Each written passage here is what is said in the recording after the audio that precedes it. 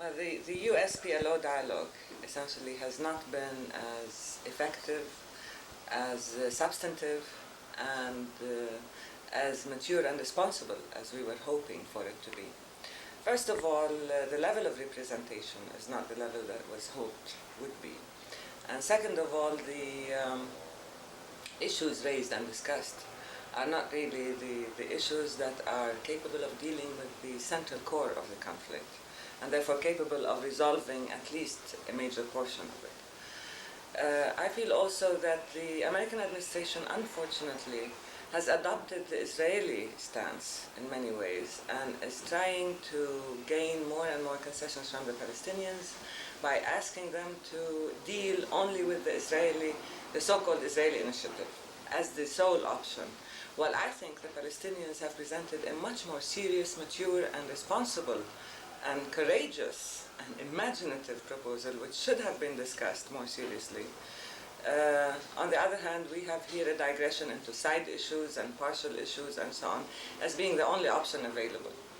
And I feel the US at one point should assert its own independence from Israeli policy and should start to seek to implement a more even-handed policy that would address central issues if it wants to play the role of a peacemaker, a legitimate peacemaker in the region, to be more even-handed, more objective, and to adopt its own language and not the language of the Israelis, and try not to lower constantly the threshold of Palestinian political platform in order to achieve results with the Israelis. Now, the American position has constantly been formed on the basis of what the Israelis would accept or not accept. And therefore, they have been trying to put pressure on the Palestinians to change their platform to adjust to Israeli limits of acceptability. While I think a more responsible policy would be to see what is being offered on both sides and to understand the magnitude of the Palestinian peace stance and to try to deal with that to get both parties to come to a workable and responsible solution to the conflict. So, in a way, we are hoping that the Americans would see the import of the moment, would grasp the moment, would try to achieve a genuine peace rather than play politics in the area. Because the Israeli initiative is not the only game in town. It is not the only thing on the table. We do have more substantial and more serious proposals, and these should be pursued. I seriously doubt whether the Israelis themselves know what their full intentions are. I mean, that's such a complex and fragmented society and such an erratic policy and irresponsible policy that the only word to sum it up other than erratic is the fact that it is arbitrary and haphazard brutality and violence. Now, it might seem to be irrational at first and arbitrary, but when you look at it within the whole context of the region, you will find that this type of state-organized, deliberate terror and violence against the civilian Palestinian population in occupied Palestine aims, first of all, to try to negate or deny the Palestinian national identity, our identity as a people, to try to destroy the very fabric of our society, to try to undermine the infrastructure of Palestinian society. Then it is trying, of course, to put down the Intifada, to crush it in as brutal a manner as possible, because the Intifada is, after all, the voice of the Palestinian people, rejecting the occupation, rejecting oppression, and calling out for freedom and for the rights of a nation to live. And third of all, it seems to me that there is a very sinister element in the Israeli policy which should be looked at and viewed extremely seriously. What the Israelis are doing now show that in the future we might have drastic final solutions implemented on the Palestinians, including the euphemism transfer, which is the forceful expulsion, the forced expulsion of Palestinians from their own lands and territories. It might include certain massacres.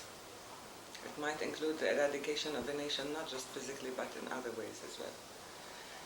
I feel that the Palestinians have dealt with this unbridled brutality, terror as a state policy, I would say, terror as a deliberate and announced and declared even state policy, have dealt with it with a very high level of civilized behavior and self-restraint.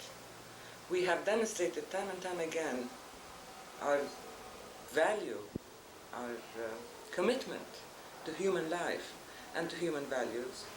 We have demonstrated extreme self-restraint in the face of tremendous, tremendous provocations and violations of our most basic rights, including the right to life, the right to shelter, the right to identity, the right to education, the right to medical treatment, and so on. We have demonstrated that we are capable with dealing constructively with this type of systematic terror and brutality by trying to build a nation in spite of this, instead of by turning inwards against ourselves. The way Israeli policy is convoluted, we are trying not to become convoluted ourselves, but to build a healthy society and to assert our own rights without adopting the inhuman means used against us. While we are asserting our humanity, we are not dehumanizing those who are oppressing us. And so to me this is very important. These are the basic essentials, the makings of a healthy nation. Sustaining this type of resistance at this level of responsibility and restraint is not something easy, and it cannot be measured in time. It's, of course, time is qualitative as well. It's what you do with time that makes a difference. It seems as if Israel and to some extent the US are doing their best in order to exhaust our patience, in order to test our endurance. And I can see that there are means, there is a limit to human endurance at any point. But the limit here is not going to be the Palestinians giving up and saying, okay, we will accept subjugation, we will accept captivity, we will accept lack of freedom, we will accept national and individual humiliation. We will never accept those things. But what will happen is that the Palestinians will resort to more drastic means, possibly, to make themselves heard. Because so far, we have paid a very heavy price for making our voice heard, for letting the world know that we are in captivity, that we are under occupation, that the Israeli occupation is neither benign nor democratic, but very brutal and very inhuman. Now, if at a certain point we feel that the voice of reason, the voice of responsible political analysis is meeting deaf ears, or is not being met with a reciprocal attitude of equal maturity, of equal magnitude, then it seems to me people will decide that the time has come to address the issues differently. And this will undermine the voice of reason, this will undermine the peace process itself, this will lead to more and more violence. It will have a ripple effect. The violence will not just affect us, it will affect people in the region, it will affect the states in the region, and I'm sure that the effects will be felt internationally. Because the subjugation of a nation is not an easy thing. It is no mean matter. And Israel so far has gotten away literally with murder. And somebody has to hold Israel accountable for its actions. We cannot go on paying the price for the mistakes of others. Well, how is it so far? Oh, it's excellent, as always. You can tell it's not the first time. Yeah, but you see, every time I speak from the heart. That, I mean, to me, it's always a new experience.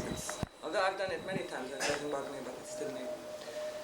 Because we're not playing games, Yes. We're saying things as they are. The unified national leadership, shall I start? The unified national leadership, to me, is the symbol and the expression of the genuine democracy that the Palestinians have achieved at the popular and the grassroots level, which is unique in many ways in the history of people's struggles. Because even under the most extreme and difficult conditions of occupation, a leadership has emerged that defies all traditional patterns of authority and power. A leadership that is genuinely grassroots, that is genuinely from the people, that is totally anonymous, and therefore is not on an ego gratification trip. A leadership that is versatile, flexible, at the same time is made up of activists, people who have legitimacy and credibility in the Palestinian community and the street. The leadership itself does not give orders or dictates or communiques, but is sensitive to the needs of the street and therefore is capable of articulating what the street, what the Palestinians hope for, what the Palestinians aspire to, and at the same time what the capabilities of the Palestinians are in terms of their daily struggle. Now this leadership, for its legitimacy, does not rely either on its ties with the previous colonial regime or its ties with the Jordanian regime or any type of family connections or wealth. It relies only on the legitimacy of its own struggle, on its actual belonging to the people. And this is one reason for its success. It also represents the whole comprehensive popular commitment to the Intifada as a people's voice. And therefore the Unified National Leadership is an expression of the people's voice. And the leaflets that they issue are leaflets that are actually belong to the people. They are not orders. And therefore they are capable of being fulfilled, they are capable of being achieved. The objectives are carefully studied and expressed. And of course it's genuine. It's a real, genuine leadership. Now, as a practice in democracy, as an instance in democracy, it is really ironic that under the most brutal occupation which denies the most basic elements of democracy, the Palestinians have managed a whole revolutionary process of social transformation, whereby in spite of this occupation we are asserting our own democratic rights by emerging with our own indigenous collective leadership. Now the leadership itself expresses a national consensus within it. For the first time in our history, within the PLO of course, now for the first time in our history, we are coming out and speaking out for ourselves as Palestinians. We have designated our legitimate leadership and representation as the PLO, and we have the Unified National Leadership here, which is part of the PLO structure, as the legitimate representation. And in itself, it is also the representative of the national consensus. And this national consensus has not only power and legitimacy, but it has behind it solidly a whole nation. For the first time, there is an overwhelming majority in favor of the Palestinian Peace Initiative, in favor of the Palestinian political program, as articulated by the Palestine National Council in Algiers in November 1988. And this is the voice of the people. A whole nation is saying we want peace, we are willing to commit ourselves to peace. All we need is a response from the other side that is willing to take up the offer of peace. And this is a momentous occasion of tremendous historical significance, and it should be seen as such, and it should be captured before it's too late. How big of an obstacle is that? Is it something that you'd be able to overcome, sidestep? This is a very, very, very complex question because the historical and strategic ties between the U.S. administration, the American government, and Israel are multifaceted and go back a long way, and it's a whole complex network of mutual needs and mutual dependencies. The way we see it is that the U.S. has constantly been saving Israel from its own mistakes, has been bailing Israel out, and has been finding justifications for Israel's own actions. Literally, it's been actually pulling out Israel's chestnuts out of the fire for it. And it has been the most ardent and vocal defender of Israeli policy, regardless of how wrong or right that policy is, precisely because there is a system of mutual interests at stake here. Now, I'm not saying that this is absolute or this is static. I'm sure that the American authorities at a certain point, the American administration, will be able to see that the indignity of having a client state shape the policy, the foreign policy of its patron cannot go on forever.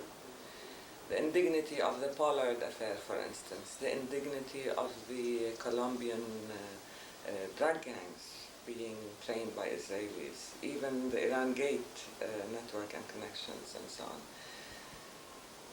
Sooner or later, American dignity has to assert itself, and American policy has to shape itself independently of this network of mutual interests. I think that it's not an easy process. I think that the US and Israel have evolved a language and an image and a perspective that has been detrimental. I wouldn't say has been beneficial, but I would say has been clearly detrimental to the understanding of the Palestinian cause and the Palestinian people as a people, and to a real and genuine peace agreement in the region.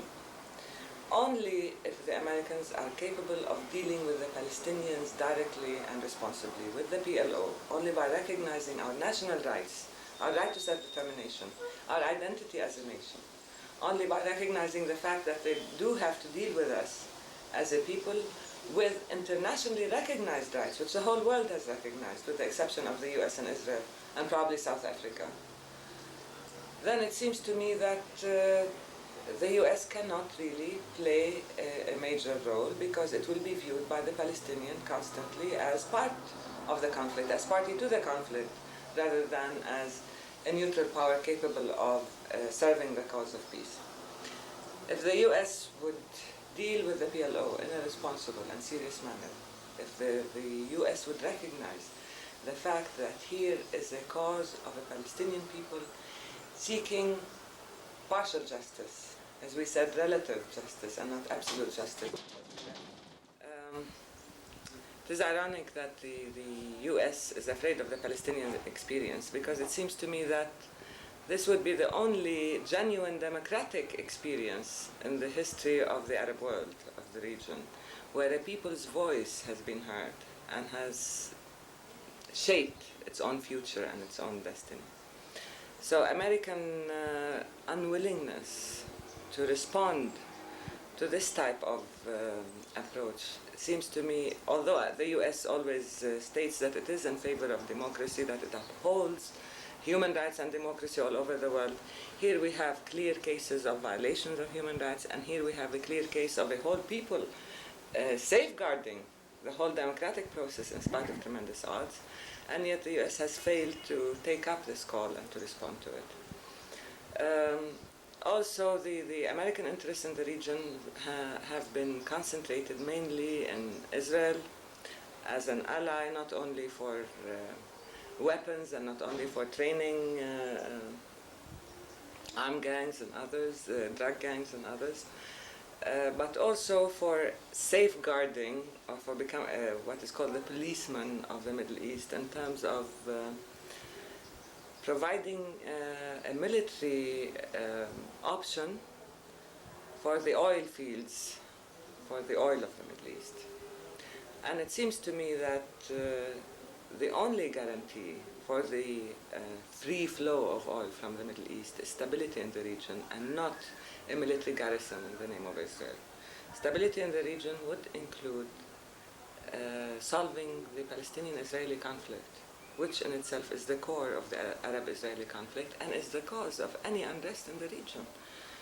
No Arab problem, no Arab-Israeli conflict, even the Lebanese situation, can be solved without addressing the central issue, which is the Palestinian deprivation of their homeland, of their national rights, and of their liberties.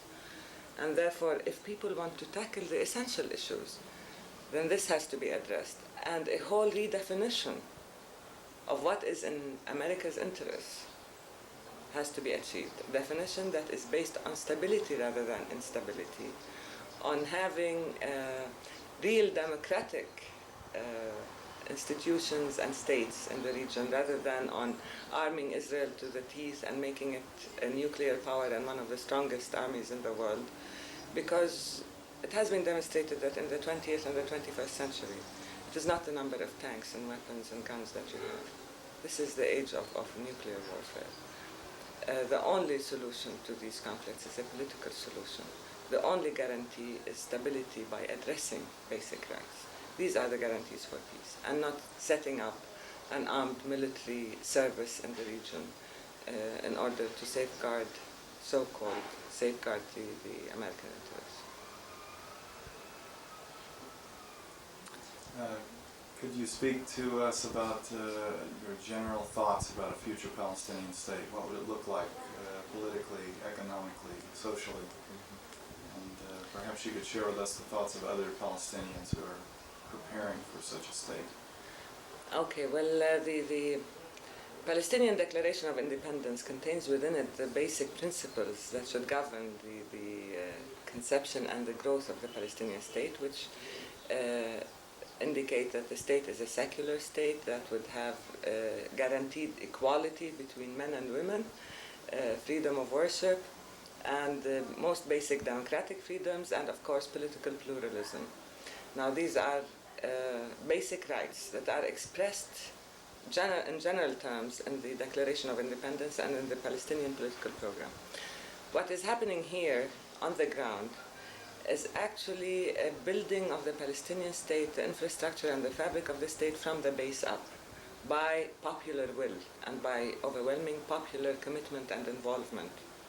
The Intifada is coming out with its own popular grassroots organizations that are in themselves the new alternative and appropriate institutions expressing the legitimacy of the Palestinian voice, as opposed to the delegitimizing the Israeli occupation, which has tried to distort the reality of Palestinian life and institutions in the region.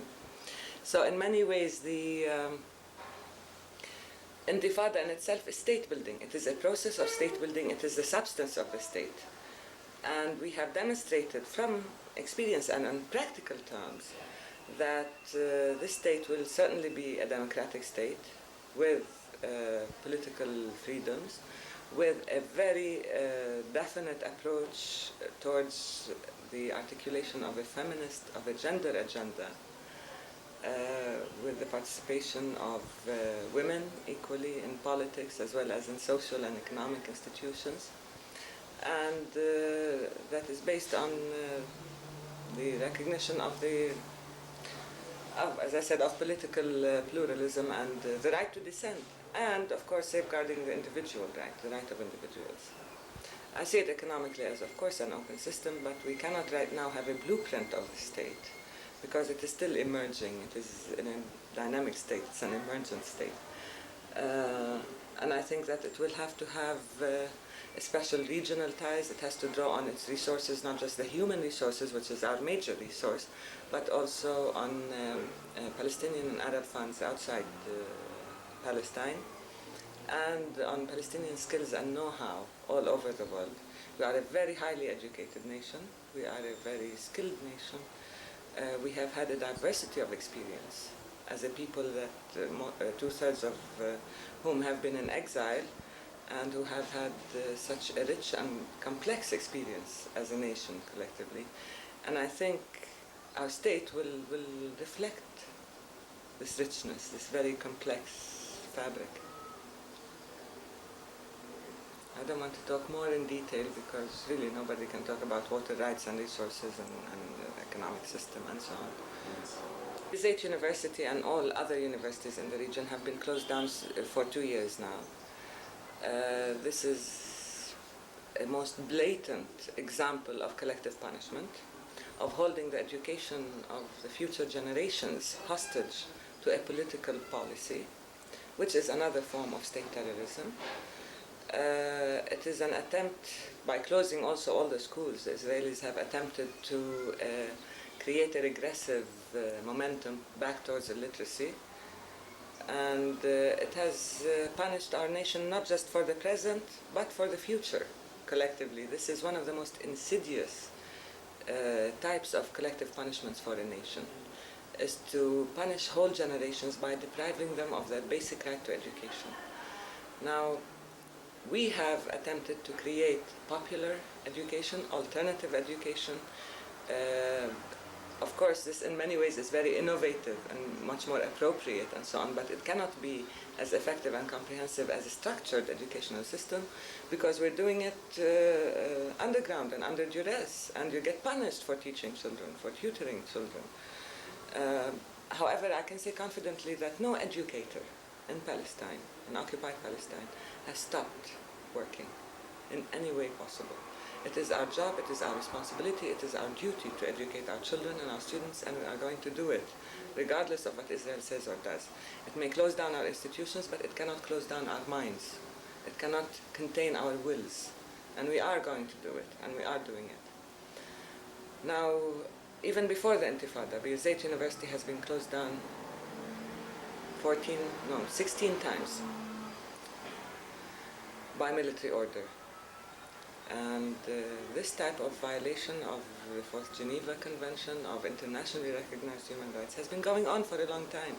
But what the Intifada did was expose it to the world, show the world what has been going on for 22 years, that people were complacently going about their lives and ignoring it. I, as Dean of the Faculty of Arts on the old campus, I had to see 4 of my students die before my eyes, shot by Israeli soldiers on campus. I had to cradle the head of a dying student. And this happened even before the Intifada. I had to see scores of students shot and injured. I've had to transport them in my own car through checkposts to hospitals. My children had to see the blood in the seats of the car, and had to witness and feel the trauma of the killing of innocent Palestinians constantly throughout their childhood. This type of treatment of educational institutions and of human beings, of individuals, is something that is beyond description, it's beyond words, and I don't see how Israel has gotten away with it for so long. I don't see why the world has not said enough. The Palestinians cannot constantly be the victims of Israeli brutality, and Israel has to acknowledge the principle of limits and accountability. Moral limits, political limits, geographical limits. Israel has to be subject to all the limits of the other states of the world. We cannot be constantly paying the price of Israel's flagrant violations of human rights, of international law, of the Fourth Geneva Convention, even of the most basic norms of civilized behavior. As a woman and as a feminist, to me the Palestinian experience is an extremely exhilarating experience. I feel that we, as women involved in state-making, are also involved in shaping our own destiny, in shaping articulating our own gender agenda. We have managed, through our own work, and by actually proving ourselves on the ground, not by sitting back and demanding rights, but by actually working, we have managed to attack the stronghold of male dominance and male domination, which is the political and the economic spheres. Because we do not have established traditional structures and systems, because we are evolving our own, because we are building our own infrastructure, women have been involved from the beginning, from the bottom up. We have started from the base up, we have started by taking part in popular work, in grassroots organizations, through the establishment of the women's committees. And the women's committees are certainly the appropriate grassroots organizations to deal with Palestinian reality, to deal with by creating economic alternatives, creating appropriate structures, whether economic or educational. We started with daycare centers, and we started with the creation of cooperatives, and with an alternative home industry, for instance. But beyond that, at the same time, we are engaged in articulating a feminist perspective and creating the gender agenda itself as policy, and not as either a concession, a male concession, and not as a form of lip service or tokenism. You find women involved at all levels of political decision-making in the underground movement. You find women involved in all the different activities of the Intifada. There are women who are now concentrating on their efforts on the legal system of our future state, where the statement in our Declaration of Independence would find substance, where it says that there is equality between men and women, work equalities, opportunities, and even linguistic equality, because we do not want to either have a semblance of non-discriminatory system, and at the same time we don't want to be relegated to a supporting system. So we want to have the discourse itself as well as the substance together. It seems to me that it's an extremely challenging and exciting time, as opposed to the Israeli women. We have met with many Israeli women.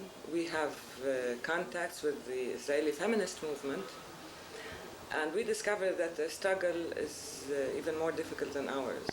I mean, we as a nation are struggling for self-determination. And as women, of course, we struggle for self-determination. The Israelis have to struggle within an already established system that is purely and highly militaristic, that is extremely male-dominated. It is based on a macho ideal of the soldier as being the hero of society, while our society has a totally different view of honor and heroism. It doesn't have to do with muscles and macho behavior, but much more so with deliberate and systematic and positive attitudes having to deal with the building of a nation. And so, although we do have many problems in common, we also have differences. And one thing we all agree upon is that oppression cannot be fragmented, and the struggle against oppression has to be carried out holistically. If you are part of the Israeli system, you cannot struggle to be to be free as a woman if you accept and condone the subjugation of a nation, because it is the same mentality, the same ideology that is responsible for national subjugation, for class subjugation, as well as for gender discrimination. So we have to tackle this whole mentality, because it is an ideology that is prevalent in Israel and that has led to the subjugation of women, subjugation of race, and discrimination of race and class, as well as the national oppression of the Palestinians as a whole. Now, it is very clear that women are very visible in the Intifada. Palestinian women are visible. We are not merely reacting to an immediate and visible threat. We are deliberately taking part in a long-term process, and we are achieving gains which we are ingraining, solidifying, if you wish, in order to build on for the future. We are not reacting spontaneously, but in some cases maybe we are, but at the same time we are creating a reality. We are shattering norms and taboos of our traditional society, and at the same time building different perspectives and different approaches to the new Palestinian state, because to us freedom, again, cannot be fragmented. That a nation cannot be free if its women are subjugated. A nation cannot be free if its children are subjugated. A nation cannot be free if it practices class oppression, or racial or religious discrimination. And so by formulating the theory, the ideology of the women's struggle in Palestine, I feel that we are trying to guarantee the long-term accomplishments of Palestinian women, and not just short-term gains, by making them a way of life. Successful experiment, not just at the political level, where you have women from all sorts of, from all different political factions together in the Higher Council for Women, but it is also a triumph for the feminist approach to Palestinian politics, because the Council for the Higher Council for Women is in itself a feminist organization. And because it has the national consensus within it of women from all political, different political factions, then we are sure that we are capable of succeeding, because as a council, and the councils themselves are part of the new Palestinian state, as a council, the Women's Council has been among the first to be achieved and among the most successful. Already the Higher Council for Women has issued leaflets, its own leaflets, and is working out its own gender agenda, its own literature. And it is reaching women in the villages, women in the camps, by creating real and concrete alternatives, and at the same time through a continuing process of education, not from above and not in a patronizing way, but actually from within the people, by working with the people, by giving opportunities for the women with their own abilities, wherever they were, whatever their limitations are, due to their own backgrounds and upbringing, that there is room for every woman to speak out, to be effective, to be economically independent, to have these alternatives, to have even a shelter where she needs it, and to be able to articulate her, to speak out on her own behalf as a woman. So the Higher Council for Women, to me, is a tremendous accomplishment, which I don't think has been achieved in any other country. So when people say you put your money where your mouth is, I would say this is it. And if they read the literature, if people read the literature of the women's committees, and if they listen to the discussions that are going on constantly, for instance, pertaining to the idea of the dowry, or pertaining to the question of whether the alternative domestic economy, whether it is a viable economic alternative or another means of reinforcing traditional female roles and so on, then they will understand the depth of women's commitment to our own cause in Palestine. The Union of Women's Work Committees, there is the Union of Working Women's Committees, there is the Union of Palestinian Women, and there is the Women for Social Action, Union of Women for Social Action. Now all these are within the Higher Council of Women. Of course, there are other organizations, women's organizations, traditional and established national women's organizations, the most prominent of which is in Ashur Usra in Ramallah and Bira here. And there are An-Nahda, there is a Nahda organization in Ramallah, and there is in Bethlehem also. There are women's unions of women's charitable organizations in the north in Bethlehem, and in the center in Ramallah and Jerusalem, and in the south, in Bethlehem, in the center in Ramallah and Jerusalem, and the north in Nablus. And these contain within them all the already established, let's say, traditional women's charitable organizations. But the women's committees are not traditional, neither in their formation nor in their perspectives, and they are found everywhere. I mean, their extensions, their branches are in all the villages, all the camps, in all the neighborhoods, not just in the urban areas, but also in areas that had not been reached by women's organizations previously. We just found that to be amazing. Well, yes, we are the one family that cannot ignore the occupation or forget its existence for a single minute, because it exists physically right here across the street from our own house. I mean, from my own bedroom window, I see the sentry and the soldiers, and we have our very own barricade and checkpost right in front of our own house, and searchlights that reach deep into our bedrooms and our house. So our space and privacy is constantly being violated, if not by the soldiers coming physically into our house, which they have done, of course, but merely by having them there physically looming over our house and lighting up the interior of our house. Now, the more tragic aspect of our physical location here is the fact that we get people who are released from jail constantly come to our house. We get families of prisoners on prison visiting days coming to our house. We are in a way a refuge to people, because this is the only house they see across from the prison or across from the military authorities. So quite often we have unexpected midnight guests, people who have been released after being beaten or tortured, who have nowhere to go, whose cities or towns or villages may be under curfew or siege, who don't know how to get back. And they come to our house, and we feed them, we take care of them. Quite often we drive them home. If it's under curfew or siege, we put them up for the night. We give them whatever treatment we can, medical treatment. We also hear about tragic stories of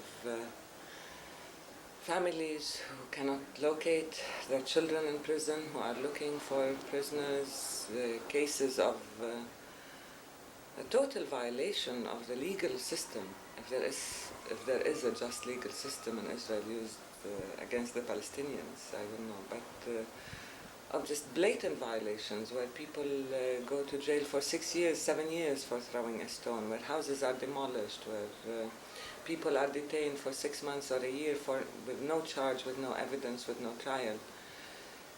And our house, physically in many ways, puts us in a position of responsibility somehow. People who need to make phone calls, children who are hungry, who have to eat, who've been waiting all day to see their father in jail and who've been turned back, people who are thirsty because there's no water, people who need to call a lawyer for a last-minute thing. And it has put us in a face-to-face confrontation with the worst brutality, because it's so systematic, it is so deliberate, it is so pervasive against a whole nation. Nobody is exempt, nobody is free from it. It permeates everything. It's so destructive, and that's extremely sad, it's extremely tragic. And here our house has seen, if the walls could speak, I'm sure they could say more than I can, but we have seen the worst of the occupation in concrete physical examples. These are what I call our night visitors, our very strange night visitors. Some of them have cigarette burns on their bodies, some of them have broken bones, some of them are just totally disoriented, they don't know where they are, where they've been, but they've been held across the street. And some just have nowhere to go until daytime. So we try to provide as modest a haven as possible, a temporary haven, yes, but people have to have a place to go to when they're beaten and when they're tortured. Well, I tend to think that the Americans as a people, their hearts are in the right places, really. I mean, I have confidence in the people themselves, because I feel that they do want to do the right thing. They just have to know what's going on in order to make up their own minds about what's the right thing. I feel that, first of all, they have to understand, they have to see us as we are, as Palestinians, as human beings, not to perceive us through the prejudice and the misconception and the stereotyping to which we have been subjected for the last 40 or 50 years. To try to dispel with all the myths that they've been handed down about the Palestinians, and to look at the facts squarely, to look us squarely in the eyes, to see whether they can sleep nights when our children have nightmares, when our children are being shot and killed deliberately in the streets, when our children's schools are being closed down, when the future of a whole nation is being subjected to the whims and the priorities of an occupying force, which so far has proven to be not just irresponsible, but in deliberate violation of all human norms, of all human values. To put themselves in our place, would you respect a nation that would sit back and accept occupation and degradation and humiliation? Would you respect a people if they do not speak out and demand their own freedom? I expect you would do no less than we are doing if you were in our place. But at the same time, you would expect some solidarity, some support, some understanding, because what you take for granted every day is something that we cannot take for granted at any time, including our lives, including our basic rights, including our children's schools, including people's houses, our friends not being deported.